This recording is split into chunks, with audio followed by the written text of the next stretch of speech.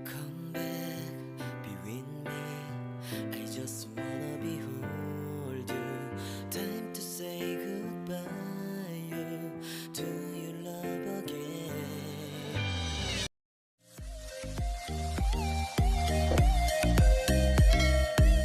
Missing you, I'm missing Hey guys, update tayo sa post ni Kim Cho.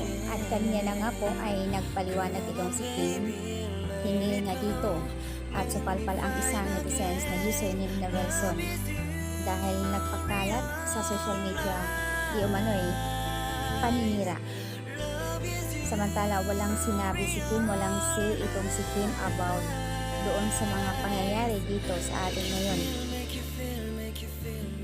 At masyado lang siguro binigyan niya ng kahulugan yung pagkasabi ni Kim na deserve magiging TNT na nabasa niya yun sa script nila.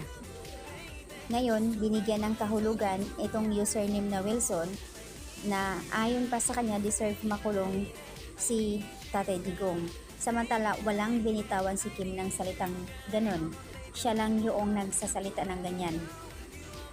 Kaya naman ayon kay Kim dito sa Twitter and sa Facebook, sa lahat ng social media account niya, ayon sa kanya, hala, nakakaloka, ba't ako nasali dyan? Like O to the M to G, busy ako sa ibang bagay. Diyos ko, huwag nyo isali sa ganyan, na parang awa nyo na, ang gulo na nga po ng mundo sa ibabaw, huwag na tayong dumagdag pa.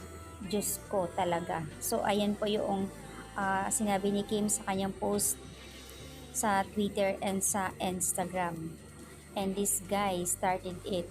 Itong content creator na ito is doing it wrong kay Kimi.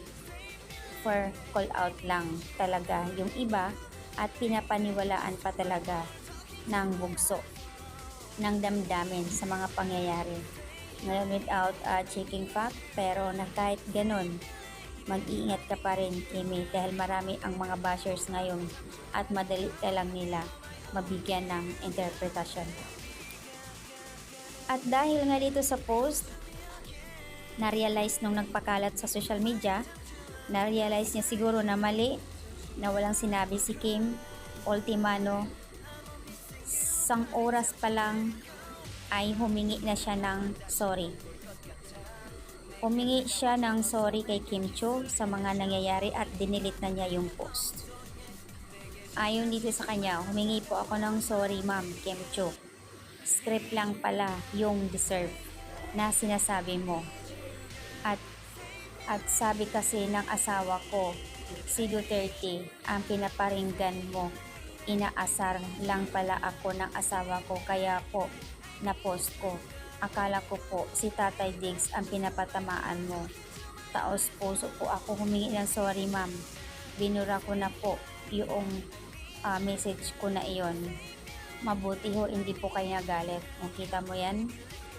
Dapat ito bigyan ng leksyon to eh. Basta-basta na lang magpo-post eh. Basa-basa din minsan, hindi yung kaagad-agad magpo-post kayo. Ang hirap, kumbaga, dumagdag pa. Tama naman si Kim. Nagkagulo na nga, dumagdag pa kayo. Kailangan talaga pag nagbanggit ng deserve, sasabihin ka agad na deserve makulong. Wala naman binanggit si Kimi doon na deserve makulong si Tatay Digong. Hello, hindi naman siya bata at hindi professional yung ganun na magsasabi. Kumbaga nasa kasagsagan na nga si Tatay Digong na ganun, sasabihin pa. Walang ganun. Grabe, ang kitid ng utak nito ha. So, ayan guys, lesson learned sa'yo.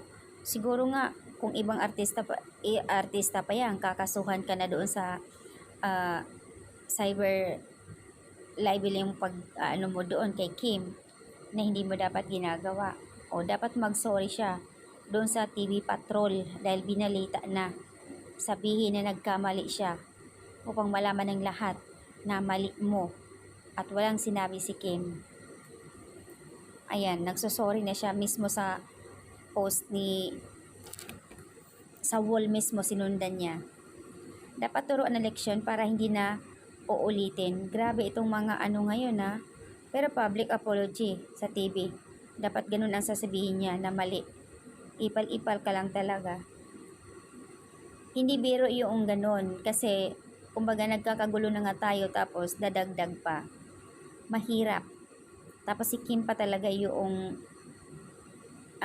binigyan nila ng sample. Bawal pala magsabi ng deserve sa TNT and then sasabihin ka agad nila na deserve makulong. Sila nila mismo nagsasabi nun eh. Diba? Nakakaloka mga netizens. Ayan. Yan ang napala sa sobrang addict.